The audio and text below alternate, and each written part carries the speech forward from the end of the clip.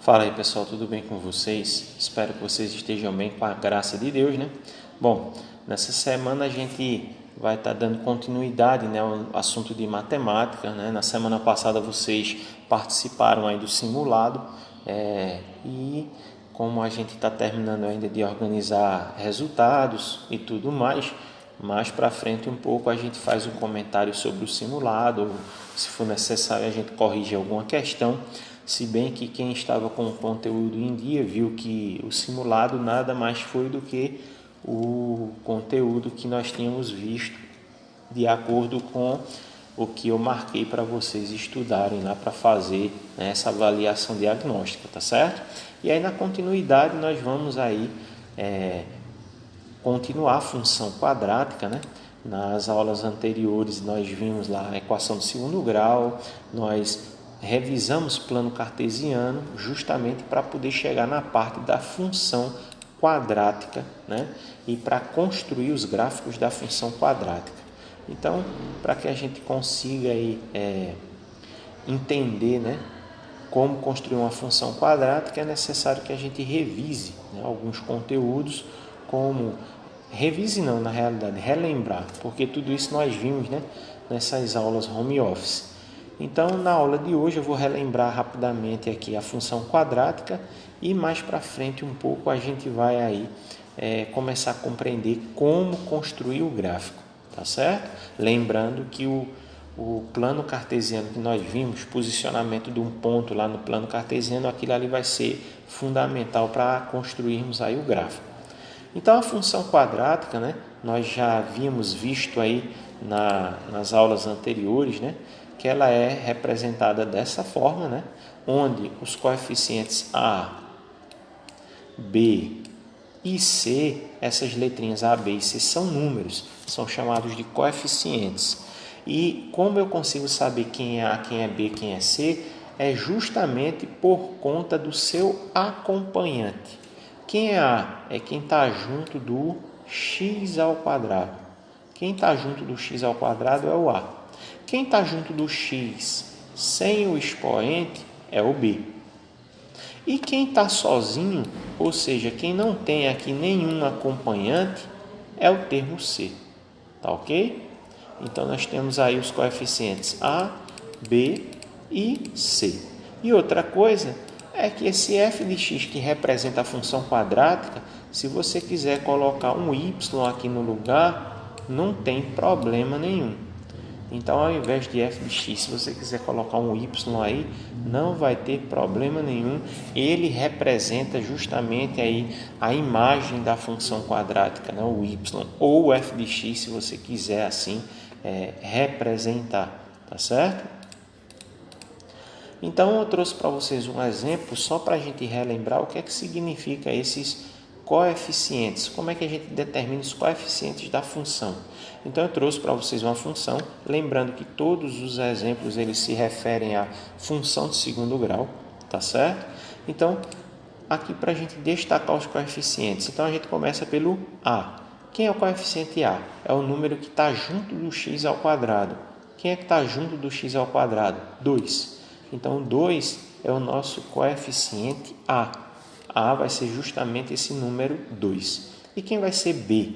B vai ser o número que está junto do x aqui, que não tem expoente, que no caso é o 3.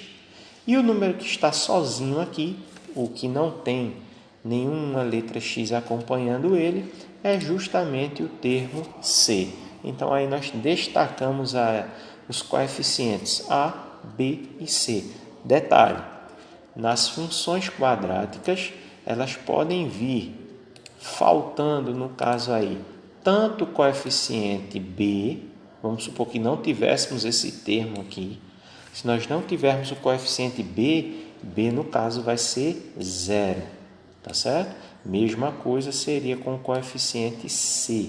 Se vier faltando o coeficiente C, no caso C também vai ser 0, tá ok? Agora, um que não pode faltar de forma alguma é o coeficiente A. Esse x ao quadrado ele tem que vir. Ele tem que existir, até porque nós estamos nos referindo à função quadrática, função do segundo grau. E para que essa função do segundo grau ela exista,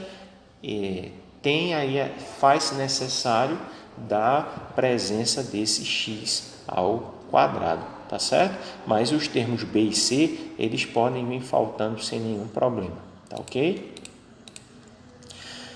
Bom, e aí como a gente encontra os pares ordenados de uma função quadrática? Veja, nós em plano cartesiano estávamos trabalhando com esses pares ordenados, que é justamente o x e o y, para que a gente consiga colocá-los lá no plano cartesiano, tá certo?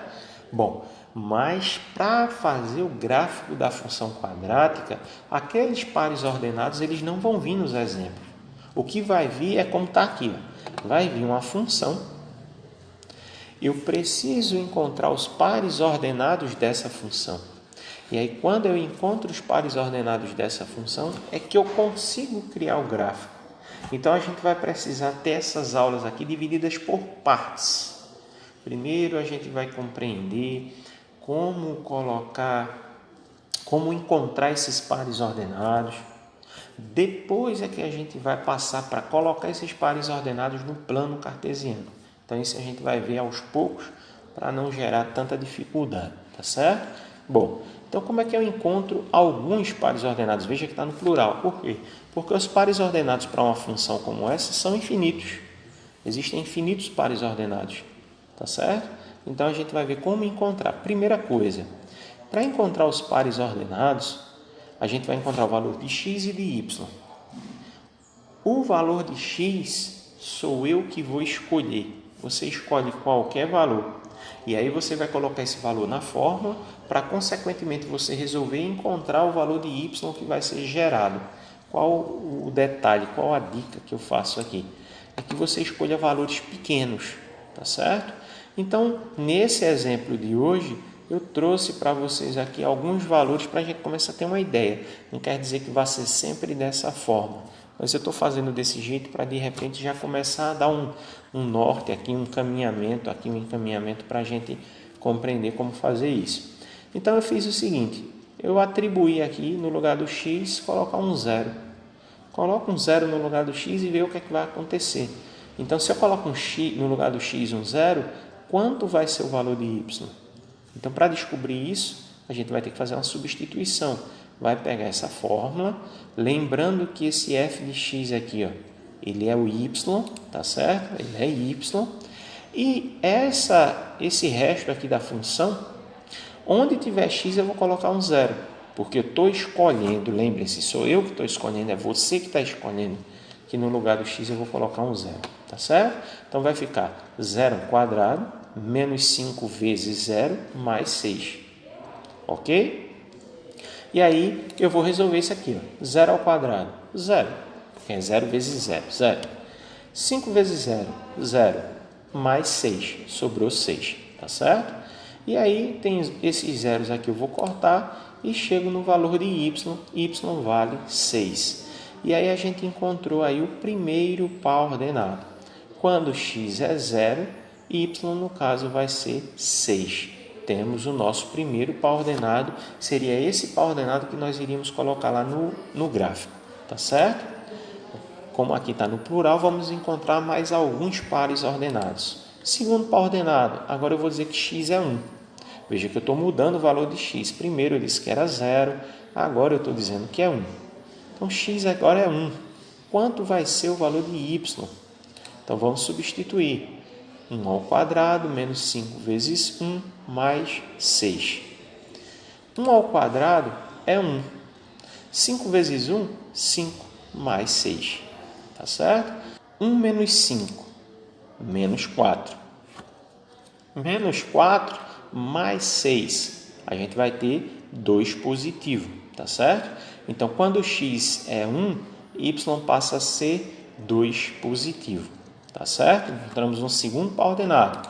Vamos fazer mais 2. Agora, no lugar do x, agora eu estou dizendo que x é 2.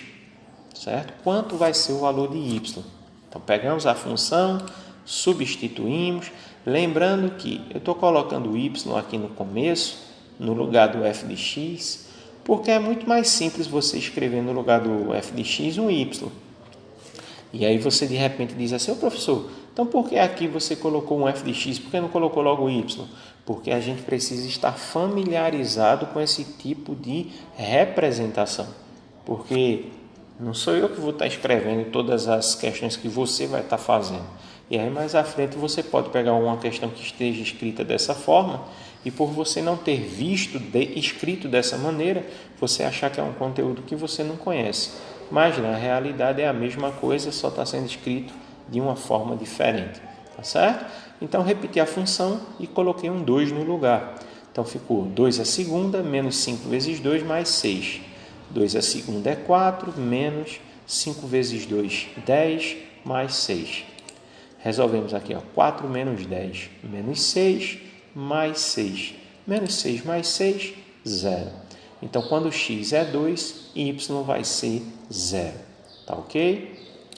E um quarto cálculo, eu estou dizendo que x agora vale 3. Então, substituindo na função, vai ficar 3 ao quadrado menos 5 vezes 3 mais 6. Y vai ser igual a 3 ao quadrado, 9, menos 5 vezes 3, 15, mais 6.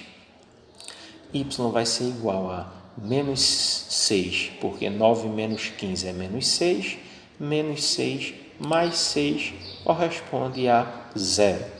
De repente você olha e diz: professor, pode dar o mesmo resultado? Pode, mas veja que nós estamos usando valores para x aqui, diferentes. Então pode acontecer sim de você achar pelo menos dois resultados, dois valores para y iguais, não tem problema nenhum.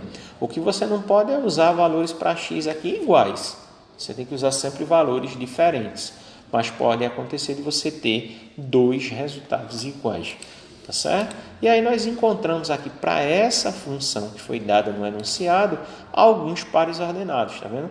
Quando x for 0, que é o primeiro, y é 6. Quando x for 1, y é 2. Quando x for 2, y é 0. E quando x for 3, y vai ser 0. Seriam esses pares ordenados que nós iríamos jogar no gráfico. Mas eu acho que não devemos fazer tudo agora, senão a gente vai endoidar um pouquinho o cabeção. Então, primeiro a gente vai ficar nessa de encontrar os pares ordenados. Quando a gente adquirir uma certa prática, aí nós partimos para função quadrática completa, que é encontrar os pares ordenados e construir o gráfico da função. Tá certo assim? Então, se por acaso alguém aí está em déficit em algum conteúdo, né? O meu e-mail, né, para que vocês enviem os trabalhos que vocês fazem, as fichas de exercícios que vocês já respondem, né, é anderson.erembonito@gmail.com, tá certo? Se tiver alguma dúvida, você pode estar perguntando lá no WhatsApp, que assim que possível eu tiro a sua dúvida, tá certo? E no mais, espero que vocês fiquem bem, né? Fiquem com Deus e até a próxima aula.